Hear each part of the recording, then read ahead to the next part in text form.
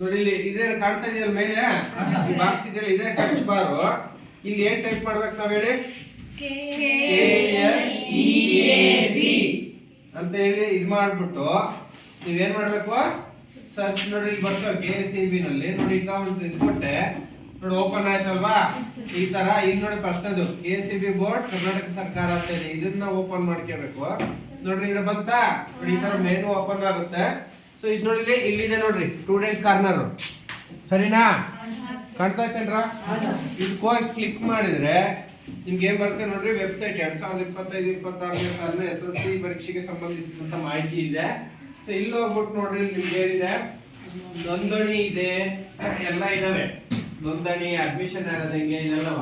ಇಲ್ಲಿಂದ ನಿಮಗೆ ಬೇಕಾದ್ರೆ ನೋಡ್ರಿ ಇಲ್ಲಿಂದ 2025-26ನೇ ಸಾಲಿನ ಏನ್ ಹೇಳ್ರಿ ಪೂರ್ವ ಸಿದ್ಧತಾ ಪರೀಕ್ಷೆ ವೇಳಾಪಟ್ಟಿ. ಇಲ್ಲಿಂದಲೇ ನಿಮ್ಗೆ ನೋಡೋದು ಇವೆಲ್ಲ ಇದ್ರ ಸಂಬಂಧಪಟ್ಟಿದ್ದಾರೆ. ನೋಡ್ರಿ ಇಲ್ಲಿದೆ. ಇಲ್ಲೋಗಿ ನೋಡಿ ಕ್ಲಿಕ್ ಅಂತ ಇದೆ ನೋಡ್ರಿ. ಇಲ್ಲಿ ಓಪನ್ ಆದ್ರೆ ನೋಡ್ರಿ ಬಿಟ್ಟಿದ್ದಾರೆ ಎಲ್ಲಾ ಸಬ್ಜೆಕ್ಟ್ ಇರುತ್ತೆ ನೋಡ್ರಿ ಇಲ್ಲಿ. ಸರಿನಾ?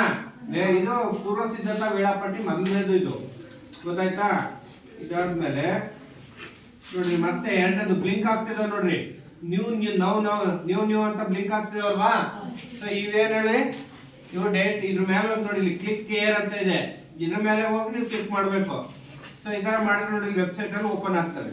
ಅದು ಯಾವುದು ಟೈಮ್ ಟೇಬಲ್ ಓಪನ್ ಆಗುತ್ತೆ ಎರಡನೇದು ಗೊತ್ತಾಯ್ತಾ? ಆಮೇಲೆ ನೋಡ್ರಿ ನಿಮ್ಮ ಇದರಲ್ಲೇನೆ ಡೌನ್ಲೋಡ್ ಅಂತ ಬರುತ್ತೆ. ನೋಡ್ರಿ ನಮ್ಮಲ್ಲಿ ಇಲ್ಲಿ ಇದ್ರಲ್ಲಿ ನೋಡಿ ಬಾಳ್ಕೋತ್ ಅಂತ ಇದೆಯಾ? ಇದು ಕೊಟ್ರೆ ನೋಡ್ರಿ ಏನಾಗುತ್ತೆ ನೋಡ್ರಿ ಇಲ್ಲಿ ಡೌನ್ಲೋಡ್ ಆಗುತ್ತೆ. ಸರಿನಾ? ನಿಮ್ಮ ಮೊಬೈಲ್ ಅಲ್ಲೂ ಡೌನ್ಲೋಡ್ ಅಂತ ಬರುತ್ತೆ ಹಂಗೇನೆ. ಸೊ ಈ ಡೌನ್ಲೋಡ್ ನ ನೀವೇನ್ ಮಾಡ್ಬೇಕು? ನೀವು ನೋಡ್ಕೊಂಡು ಆ ಟೈಮ್ ಟೇಬಲ್ ಎಲ್ಲ ಇದು ಮಾಡ್ಕೋಬೇಕು. ನೋಡಿ ಇದು ಒಂದಾಯ್ತಲ್ವಾ? ನೋಡಿ ಇಲ್ಲಿ ಮೊದಲು